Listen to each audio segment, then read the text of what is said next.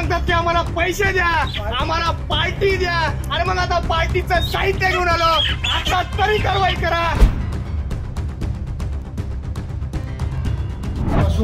आम्ही अनंत असे निवेदन आणि आंदोलन या कृषी विभागामध्ये केले, परंतु जिल्ह्याचे कृषी अधिकारी महोदय बोगस खतावर, बोगस बियाणावर, बोगस औषधीवर आणि तसेच आता जे येलो मोजा हे काही सोयाबीनवर आमच्या रोग आला याच्यावर कार्यवाही करा, तुम्ही त्या ठिकाणी शेतकऱ्याच्या बांधावर जा असं वारंवार सांगत आहोत।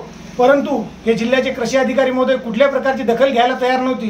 काल परवा चक्क तर त्यांनी हदच सोडून दिली आणि आम्हाला सांगितलं तुम्ही कुठल्या प्रकारच्या पार्ट्या आम्हाला देत नाही आणि कार्यवाही करा म्हणता।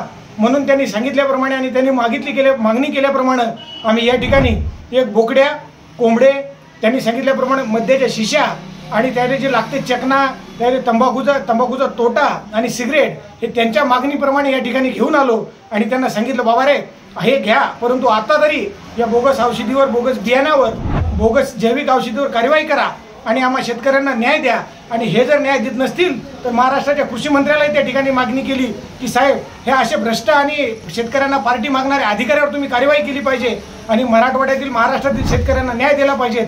या मागणीसाठी आम्ही या ठिकाणी आलेलो आणि या प्रकारचं आंदोलन केलेलं आहे।